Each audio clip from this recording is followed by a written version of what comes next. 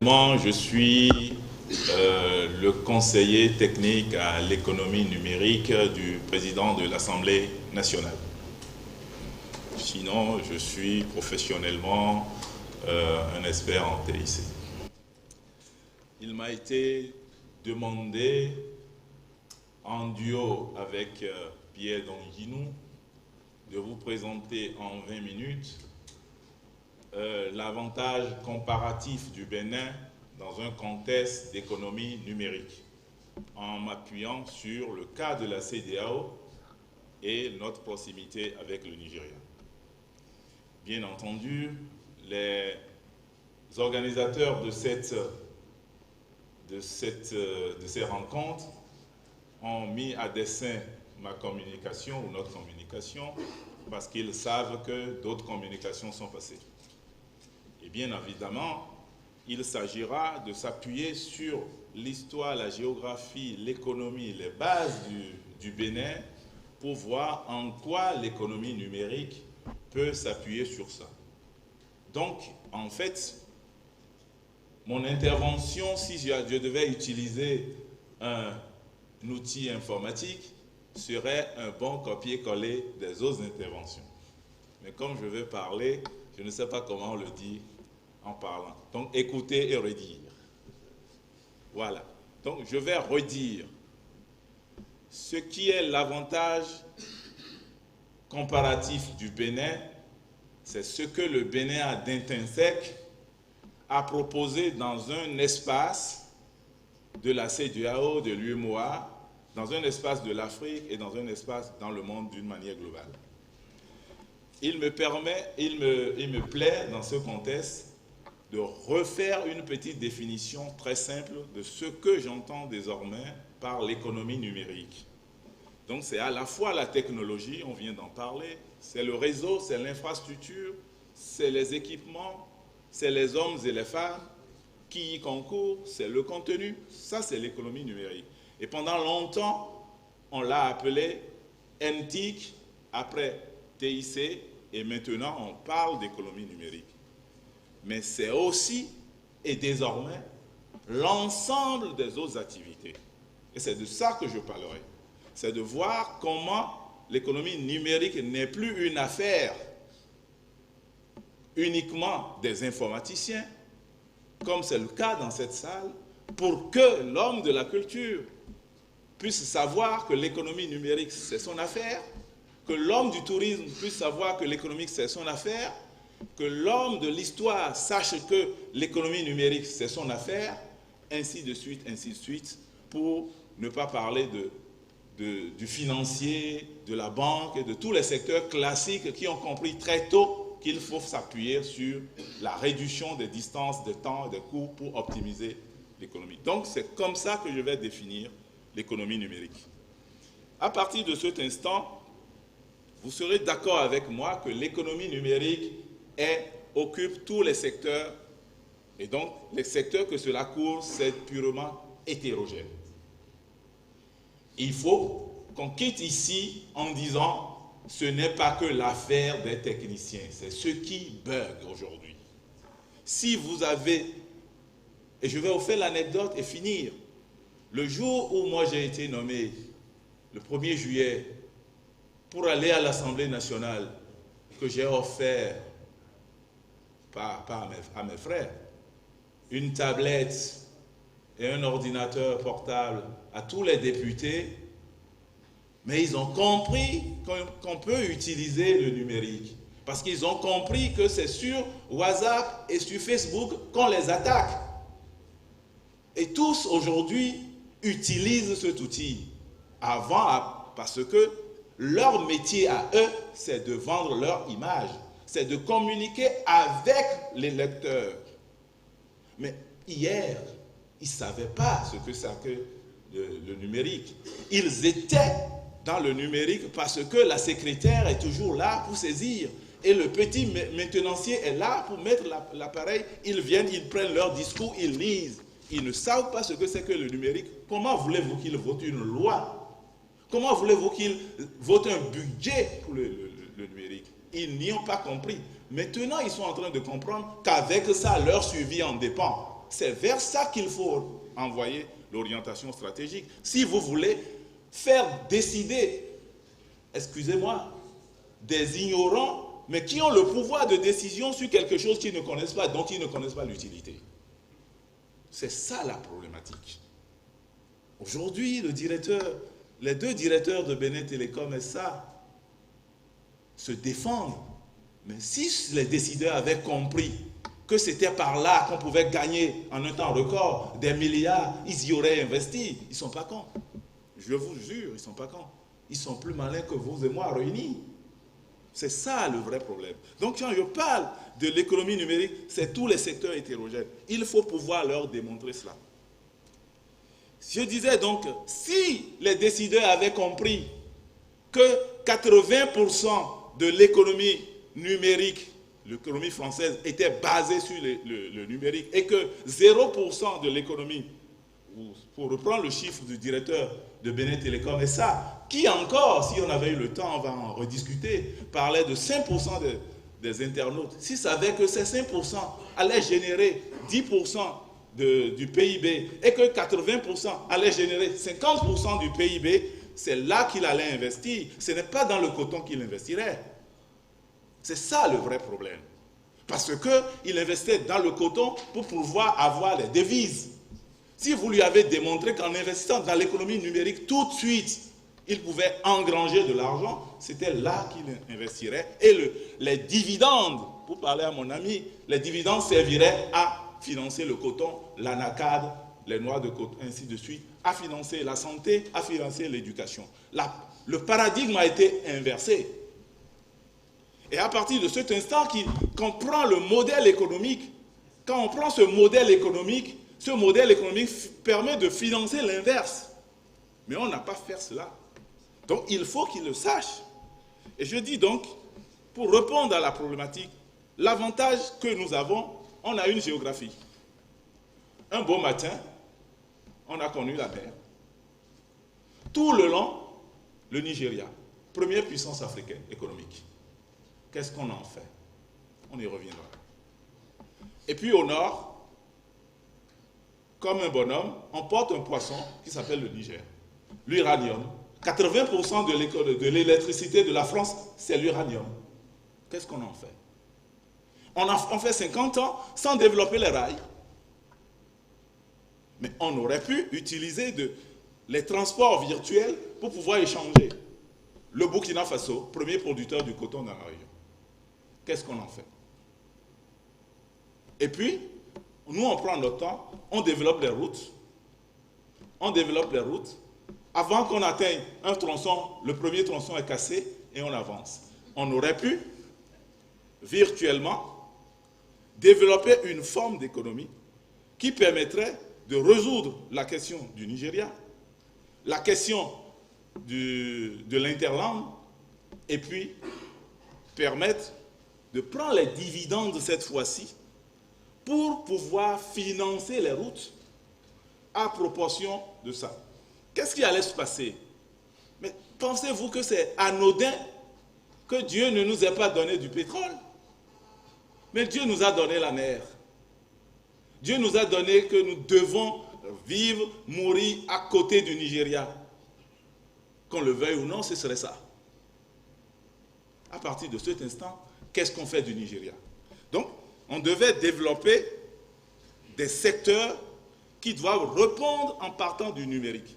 Si tant est que nous avons peur de la sécurité, en quoi ça nous gêne de développer l'infrastructure numérique, d'aller s'endetter au nom de nous tous pour prendre des milliards, pour investir dans le réseau, et qu'à partir de ça, nous louons ce réseau au Burkina, au Niger, au Togo, au Bénin, au Tchad, au Bénin, pour parler des privés, au Tchad, en République centrafricaine, et que sais-je encore, aller au Mali, faire la boucle, pour revenir encore au Bénin.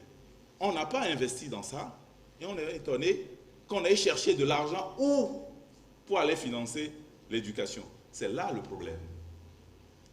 On a un avantage, et Pierre disait de manière très rapide les gens disaient combien d'ingénieurs nous formons. Mais on aurait pu les former pour deux raisons. On aurait pu les former parce que nous sommes francophones. Et qu'on peut bel et bien utiliser notre francophonie, non pas pour aller pavaner à Paris, non pas pour parler français, pour apporter du support aux entreprises françaises et dans la zone qui demandent.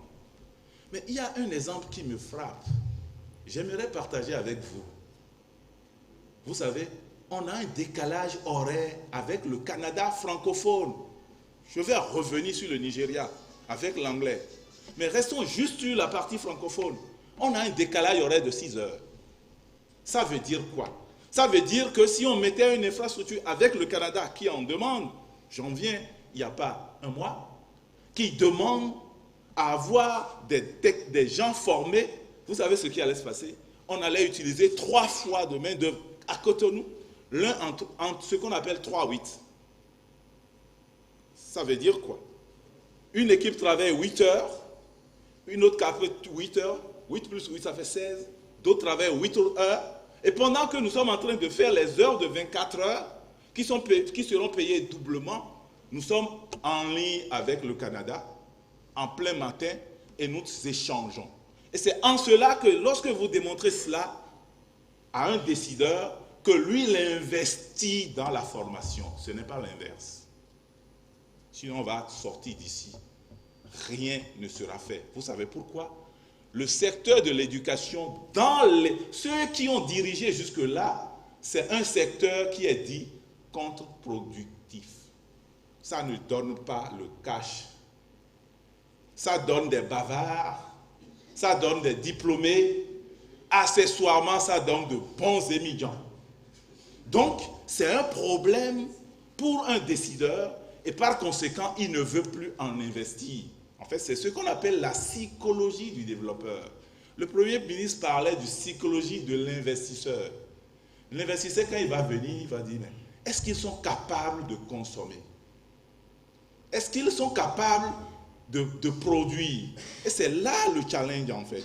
Aujourd'hui, nous n'avons pas les écoles qui développent du début jusqu'à la fin. On a des diplômés, je vous en prie. On a même des docteurs en informatique, plein. Moi, j'en recrute.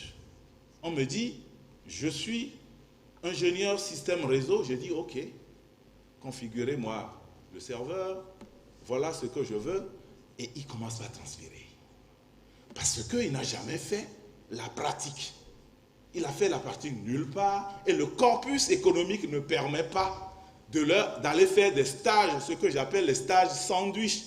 Entre la formation et l'école, ils vont faire la pratique pour revenir. Donc, la réforme doit être non pas une réforme linéaire de 5 ans pour devenir ingénieur. Celui-là, pour moi, je l'appelle un bébé. Mais celui qui a fait 2 ans de pratique et 3 ans de formation, il m'intéresse plus. Parce que lui, il voit, et quand il quitte l'entreprise, il commence à poser les vraies questions au professeur théoricien, qui lui aussi, permettez-moi de fléchir comme ça. C'est ça la réalité. Hein. On veut former qui? Avec quel professeur? Tous des théoriciens. Tous des théoriciens. Les quelques rares sont occupés. Ils n'ont pas le temps. Oui ou non? Les quelques rares qui savent faire, ils ne sont pas... Donc, il y a beaucoup de théorie, très peu de pratique. C'est ça la problématique de l'intervention dans l'économie numérique. Aujourd'hui, on fait beaucoup de transactions. C'est de sécuriser les données. On a peur. On a peur du Nigeria. On en a une peur bleue. Je ne sais pas d'où est venue cette phobie. Mais à partir de cet instant, pour échanger avec le Nigeria, faisons du virtuel sécurisé. Échangeons avec du virtuel sécurisé. Ça veut dire quoi? Un bon data center, chers amis, avec tout ce qu'on a dit, donc j'en passe, maintenant avec des applications. Et c'est là où les jeunes qui développent les applications retrouvent leur salut. Mais il lui fallu qu'une diplomatie active soit mise en place, mais le diplomate est-il sensibilisé que le numérique va rapporter tant de devises que le coton? L'anacade. C'est ça la vraie question. Et c'est vers ça qu'il faut y aller. Donc, voilà la première approche. Deuxième approche, on l'a dit, je ne le répéterai pas, c'est un contributeur de croissance économique. Donc, le Bénin va utiliser son atout de port et un beau discours que j'aime bien chez nos amis de MCTIC, le hub de l'Afrique. Oui, on est un hub naturel parce que on a l'eau et on a tous les autres. On est un hub naturel. Maintenant, il faut que les ports soient de bonne qualité. Les ports informatiquement parlant et les ports comme le port autonome de Cotonou. C'est bien ça. Le port qui nous permet de faire la liaison si on avait un hub doit bien marcher pour que je puisse partager ma connexion. La fibre optique, on en a 2 points d'atterrissement aujourd'hui. Qu'est-ce qu'on en fait? Quelle est la politique qui met en valeur cela? C'est ça la vraie question. C'est ça la vraie question. Si ça ne marche pas, on ne risque pas de bouger. On ne risque pas de bouger. Donc, un secteur à forte croissance, je dirais, sur les 3 domaines que nous avons, au niveau du Bénin, c'est les services. C'est sur les services que nous pouvons agir. Moi, je vous le dis, pour qui veulent m'entendre, si tous on allait au champ et qu'on produisait matin, midi et soir, on ne peut pas nourrir l'État d'Oyo. On ne peut pas. En une journée, ils prennent toute notre production. L'État d'Oyo. C'est-à-dire, eux, ils ne travaillent pas, ils sont proches. Tout le Bénin, tout le monde va... On fait du maïs, ou non, on fait du manioc. Pour faire un extant. Ils vont tout consommer. Donc, en réalité, l'agriculture, pour nous, servirait à faire de l'autosuffisance alimentaire. Ce n'est pas une source de développement. Par contre, ce qu'on peut faire à 3, à 4, c'est de s'appuyer sur le numérique et d'échanger forcément avec le Nigeria, d'échanger avec la sous-région, d'échanger avec le corridor. Le corridor Abidjan-Lagos, c'est 60% des échanges. 60% des échanges sur tout le long du corridor. Avec des zones qui sont à tort ou à travers qualifiées de zones stables. Vous savez, malheureusement, notre pays fait partie de ces zones-là. Ce n'est pas triste ça. Une zone très stable, tout le monde est d'accord qu'il n'y a aucun problème de sécurité. Et il faut rendre hommage à ceux qui s'en occupent. Mais ce n'est pas triste que cet avantage comparatif ne donne rien. Mais c'est triste. On a envie de dire alors, mais faisons la guerre pour que ça nous rapporte quelque chose. C'est là le malheur. Donc à un certain moment, l'avantage que nous avons, on ne l'exploite pas. On a peur du silence, du calme. Non, c'est dans le silence et le calme qu'il faut construire, qu'il faut développer. Donc il y a cet avantage-là. Les enjeux de localisation et de recherche, on peut et on doit, comme dirait l'autre, qu'on était quartier latin de l'Afrique, on aurait pu, comme dirait l'autre, être le quartier numérique de l'Afrique, en investissant dans le développement, dans la recherche et développement. Je reviens sur la problématique du développement de contenu. Et à partir de cet instant, on produit beaucoup d'applications et d'autres viennent chercher les applications. Et c'est dans ça là que nous rentabilisons et la formation, et les investissements, et le réseau. Ça veut dire que si le modèle était bien pensé, on allait le penser sur 10 ans, aller chercher 10, 200, 300 milliards pour investir dans le réseau d'un côté, investir dans les équipements de l'autre, une partie dans la formation, et après, on offre les services en nous appuyant sur la stabilité du pays. Et on offre des services et nos jeunes et des femmes sont tout le temps en train de travailler sur ces choses-là en étant à l'écoute de la demande des autres. le 6 décembre, ou le vendredi 5 pour être précis, à la faveur de la COP 21, la France a évalué ses besoins. Ils ont besoin, pour décembre, ils n'ont pas atteint cet objectif, de 250 000 ingénieurs en informatique, toutes tendances confondues. On était le 5 décembre, ils n'avaient pas atteint ce chiffre-là. Pendant ce temps, il y avait un problème de chômage. Nous savons parler français comme eux. On a fait les mêmes, je ne sais pas si, devant les mêmes cours d'informatique, quelle que soit la tendance, développement, c'est les mêmes mots, c'est les mêmes normes. On a appris les mêmes choses. Cet avantage-là, cette fois-ci, ce n'est pas la recolonisation, c'est la recolonisation dans le sens inverse que je propose. C'est-à-dire que nous proposons nos services. Et comme on ne veut pas aller mourir en Méditerranée en restant à Cotonou, on propose nos services aux Français. Vous pensez-vous que si je viens ici et que je demande 10 000 ingénieurs au Bénin ici, vous pouvez que je peux en trouver dans 10 ans? Monsieur le directeur Bénin Télécom, Monsieur Ton, vous en formez combien par an pour atteindre pour les 10 000? C'est ça les vraies questions. Ça, c'est un besoin. Je vous ai parlé du Canada. Le Canada, ils ont estimé leurs besoins. Il y en a, hein, la diaspora canadienne est là. Hein. Ils ont estimé leurs besoins à eux à près de 300 000. Et nous sommes en train de parler une fois encore le français. C'est un avantage. Je ne vous parle pas du Nigeria.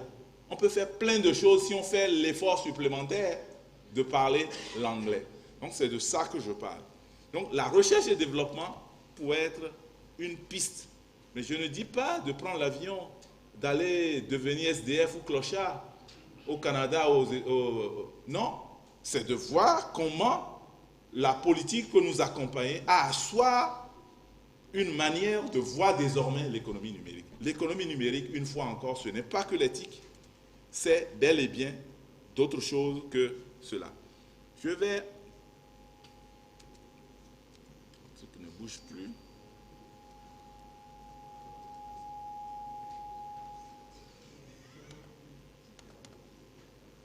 Alors, les enjeux du marché de l'emploi dans le numérique, je l'ai dit, je ne reviens pas là-dessus. Donc, il y aura un problème de métier d'ingénieur, de cadre d'études et développement informatique, de responsable informatique. Il y aura un besoin de techniciens en informatique. Il y aura un besoin de gens qui vont vendre les services informatiques. À côté de cela, ils vont vendre les services. C'est-à-dire que des gens de marketing, sans oublier tout ce qu'il y a comme e-commerce, sans oublier ce qu'on a comme e-business. Ces e-business, e-commerce vendent des produits. Et le métier de chef de projet va se créer. Et c'est à cela que je m'attendais, moi, à la présentation de métiers émergents. En fait, c'est là où je vous attendais, en fait. Les métiers émergents, aujourd'hui, c'est les métiers qui transforment l'économie. Parce que vous avez fait les métiers émergents que dans notre domaine de technicien. Je chiche. Mais technicien, ce n'est pas ça qui va faire bouger le banquier. Le banquier a besoin de solutions qui lui permettent d'échanger rapidement. Le banquier a besoin de sécuriser. Le financier a besoin d'autre chose. Le médecin a besoin d'autre chose. Et c'est lorsque le médecin nous apporte sa doléance que nous chiffrons ça pour avoir des spécialistes. Je ne parle pas des spécialistes désormais en droit du numérique. Il y a désormais, dans le droit du numérique, des gens qui, et actualité pour actualité avec COP21, il y aura des tendances aujourd'hui vers le recyclage. Aujourd'hui, on a beaucoup de vieilles machines, de vieux ordinateurs, de vieilles tablettes. Qu'est-ce qu'on en fait lorsqu'on finit de les utiliser? Qu'est-ce qu'on fait de nos ordinateurs? Quand vous rentrez dans les ministères, ça jonche les couloirs. Mais c'est des mines d'intoxication.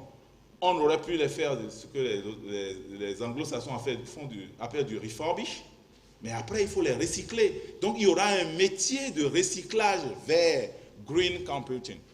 Ça aussi, c'est des nouveaux métiers émergents qui se créent parce que le besoin est là. Aujourd'hui, chers amis, le Béninois lambda, pour donner l'exemple de ma tante, qui n'a jamais mis pied à l'école, elle a deux téléphones. Et ce qui m'a épaté la semaine dernière, elle fait du commerce et elle remet l'argent à la domestique, 5 millions, et la domestique doit aller voir le banquier pour lui déposer l'argent, parce qu'elle avait des problèmes de santé. Et j'étais là, elle me dit, arrivé là-bas, le WhatsApp, ouais. J'ai dit, c'est quoi WhatsApp? Elle dit, mais ce n'est pas ton domaine là, de fausses histoires, de trucs là.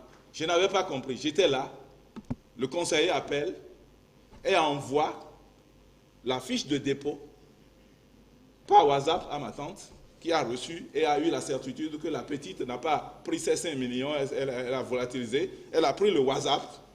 Et maintenant, je vous en prie, elle ne pouvait pas répondre, j'ai reçu ou je n'ai pas reçu. Il dit, moi j'ai déjà mon problème, l'argent est là. Et là, l'autre lui a fait WhatsApp.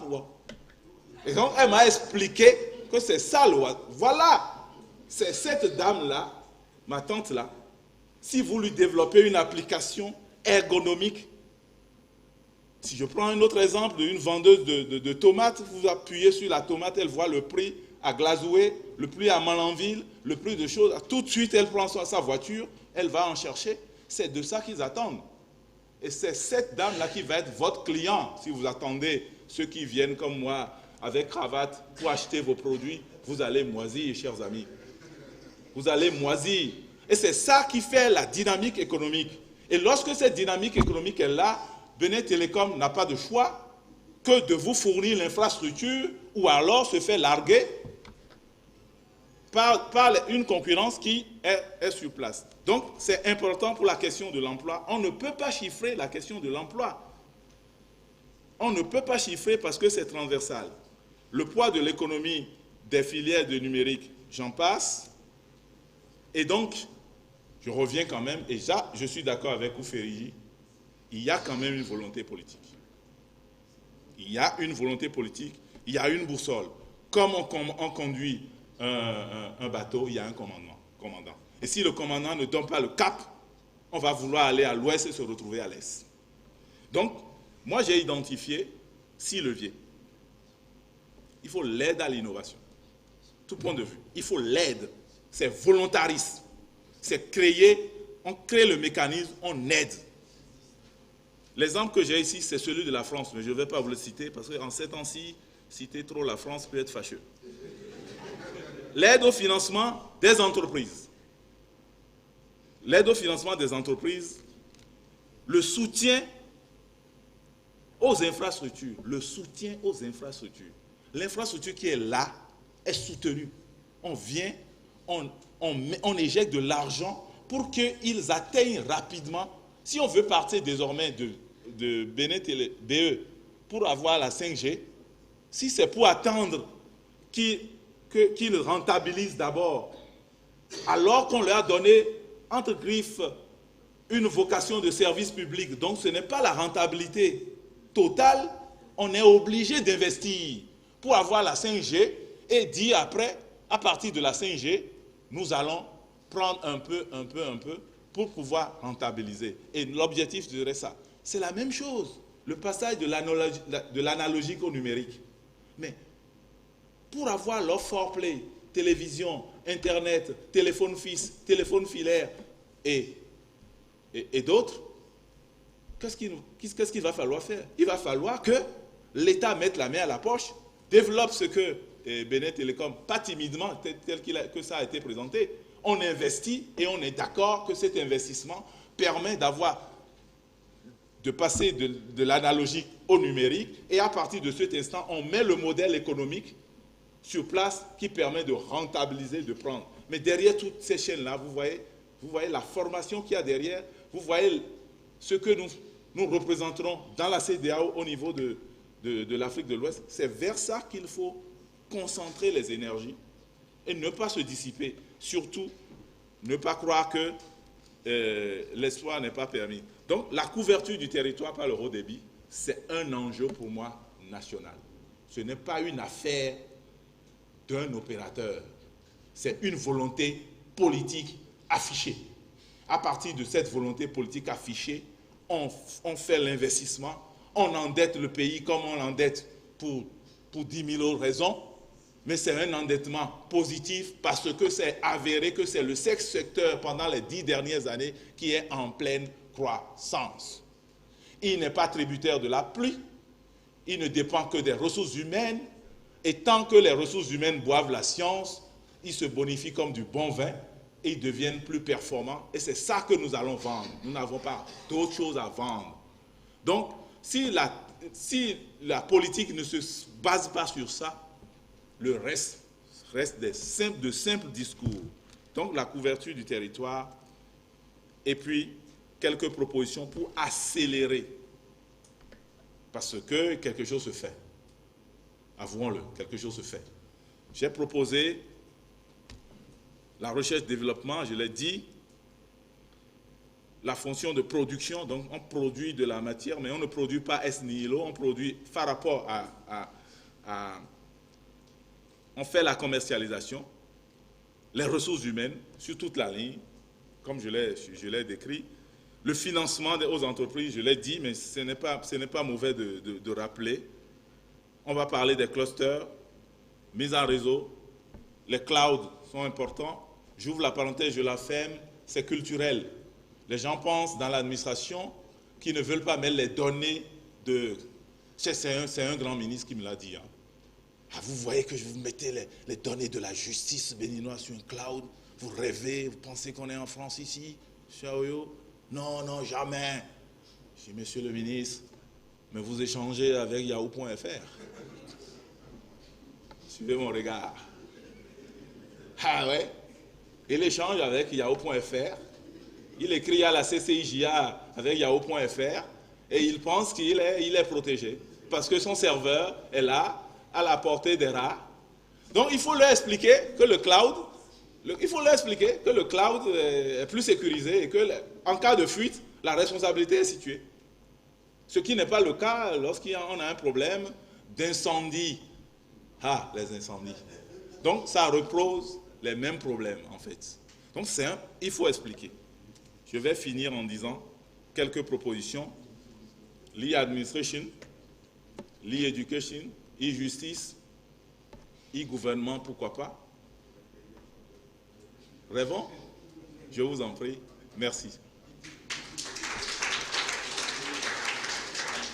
Votre présentation. J'aimerais en fait savoir si on peut ajouter des points à ce que vous avez dit. Bien sûr, moi c'était juste des exemples à mon sens. Ok. Il y a le secteur de la justice et de l'état civil. Aujourd'hui, où vous avez besoin d'un casier judiciaire, vous êtes obligé de vous déplacer là où vous êtes né, où vous avez besoin de la souche légalisée pour faire votre passeport, il faut aller là où vous êtes né, avec tout ce qu'on sait que ça revient comme l'empire administratif.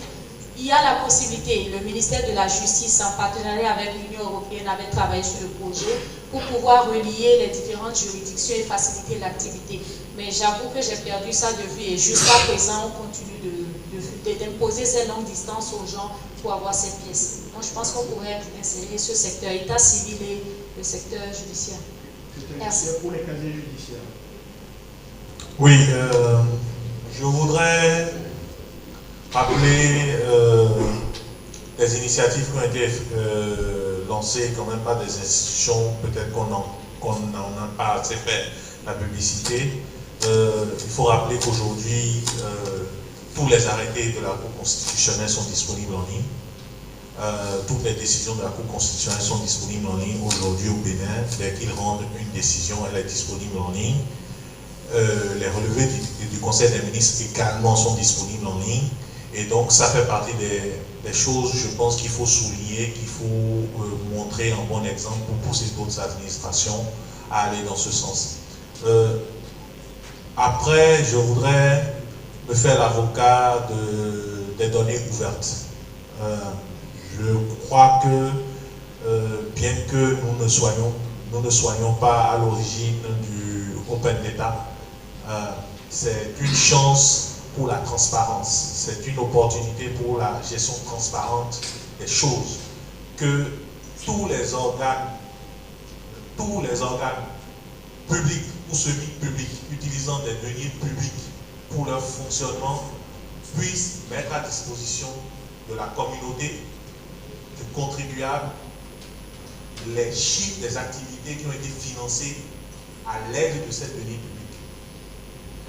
Et dans d'autres pays, il y a eu le ministère de la Communication, des Technologies de l'Information et de la Communication, les équivalents du MCTIC, qui ont pris le lead sur ce projet-là. Mais je sais qu'au Burkina, par exemple, c'est le ministère des Finances qui a pris le lead sur ce dossier-là et qui vraiment pousse les autres ministères à publier les chiffres, à publier les données pour pouvoir faire du travail de contrôle, quand peut-être politique, comme ils disent les anglophones. Vraiment, c'est important que, pour moi, il semble important que nous allions également dans ce sens. Partout en Afrique, et nous offrons des API justement aux gens comme vous pour pouvoir vous intégrer en une fois et pouvoir récupérer de l'argent de partout. On referme la séance pub. Je garde le point que, effectivement, si toi tu avais une lettre à faire au gouvernement, ce serait sur l'infrastructure de paiement. Alors le mobile en est, mais il y a peut-être d'autres. Non, en fait, aujourd'hui. C'est leur sujet, parce que le sujet, on parle de l'e-commerce. Oui, mais ça, c'est un problème que vous avez pour demain, parce que si vous regardez le programme, en fait, on va parler de ça. Donc, si on en parle maintenant. Comme une preuve. Donc, il y a un travail à faire au niveau législatif. Et donc, envoyer à l'Assemblée nationale, soit venant de l'Assemblée, soit venant du gouvernement, pour que la preuve électronique soit reconnue au niveau de nos institutions judiciaires. Et la signature L'État, c'est de rester sur de la régulation et de l'incitation. Je veux parler du problème d'abord de la confiance. Les gens n'ont pas confiance parce que je pense qu'il y avait un dispositif qui leur permet, lorsqu'ils se font flouer à distance, de pouvoir rentrer dans leurs droits. Et pour faire ça, c'est simple, il faut juste instaurer le droit au retour obligatoire dans un certain délai. Quand on n'a pas besoin d'une loi pour faire ça, mais qu'on le fasse à un degré. Tu me vends un produit à distance, j'ai le droit de te le retourner sous 2 semaines tant que je ne suis pas satisfait. Sans détail, ça c'est un élément important pour créer la confiance. Pourquoi les gens n'achètent pas en ligne? Moi je me dis toujours, si j'achète que je ne reçois pas le bien que j'ai livré, je vais devoir prendre finalement ma moto pour lui retourner le bien. Je n'ai dû aller alors l'acheter dès la première fois à moto, il peut présenter là-bas acheter. C'est normal. Donc ce risque-là, seul, je me dis c'est trop risqué. Et après, une fois que tu réalises que Cotonou n'est pas une ville si grande que ça. Donc de toute façon, si je suis à Cotonou, que je vais acheter à Cotonou, quand j'évalue le risque, je préfère me déplacer. Donc, non, on n'est pas aux États-Unis ici, où il y a une partie du pays qui est spécialisée dans la production de certains biens et d'autres parties qui ne peuvent pas le produire, et donc la distance est tellement grande que quand j'évalue le risque, je préfère prendre le risque que de me déplacer parce que quand je vois que ça coûte le prix du bien X fois. On n'est pas aux États-Unis, on n'est pas dans les pays très élargis. Si c'est seulement sur Cotonou qu'on me dit commencer par développer ça, première chose c'est de favoriser le droit au retour. J'achète n'importe quoi, pas n'importe quoi. Je peux retourner sous un délai de 14 jours au vendeur. Que je sois satisfait ou pas.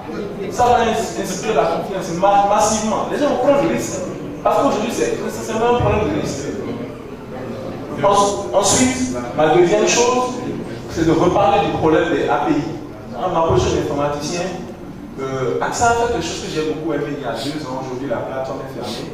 C'est que pendant une année, ils ont ouvert toutes les spécifications de leur API de banque mobile. Et n'importe quel développeur pouvait l'intégrer. Tout était en ligne, quoi. Si tu demandais juste un voucher, tu devais authentifier, tu avais un jeton, et après ça, tu pouvais intégrer ça dans ton application pour payer. On n'a pas besoin de nouvelles couches ou de nouvelles sous-couches. On a besoin que les opérateurs croient eux-mêmes qu'il y a un vrai business sur cette couche et qu'ils font une page web simple où on peut lire voilà, les spécifications, comment on les intègre. Eux-mêmes, il faut des plans mobiles, on ne peut pas créer des simples boutiques de commerce pour intégrer. Donc il y a un problème. Là, je ne parle même pas encore de l'achat à distance, je parle de l'achat à présentiel. Je vais dans une boutique. Est-ce que le boutiquier peut prendre mon argent de manière électronique si j'ai un compte de paiement MTN Mobile Money aujourd'hui? Est-ce que je peux payer directement et facilement? C'est très complexe. Un simple développeur ne peut pas le faire, il faut forcément l'assistance de l'opérateur. Ce qui ralentit la chaîne, madame. Je connais très bien le domaine. La troisième chose que je veux dire, c'est que l'État incite les compagnies de télécom aujourd'hui, financièrement ou fiscalement, à devenir des établissements de monnaie électronique. Parce que la licence existe au niveau de la BCAO. Je sais qu'Orange vient de devenir PME, qu'on les incite, qu'on trouve un système pour les inciter. Parce que le gros problème de l'économie de la monnaie électronique, c'est qu'on engrange beaucoup d'argent, mais près de 70% de cet argent ressort en cash à out. Donc c'est inutile. C'est que l'argent qu'on met dans le système ressort en monnaie sonnante et trébuchante. Ce qui ralentit énormément l'adoption de la monnaie. Ce sont mes propositions. Ok. Ensuite, donc, je vais faire la censure de celui-là. On peut faire une incitation.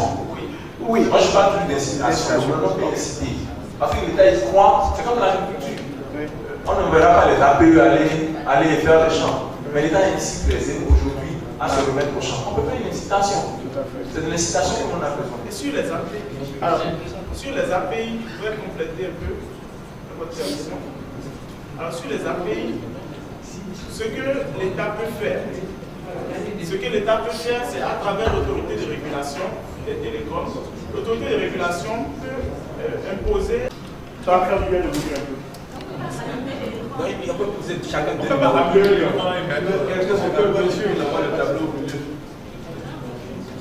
Allumez l'écran et mettez la caméra dessus. Tu peux mettre la caméra. S'il vous plaît. Oui. J'ai une question. Allez-y.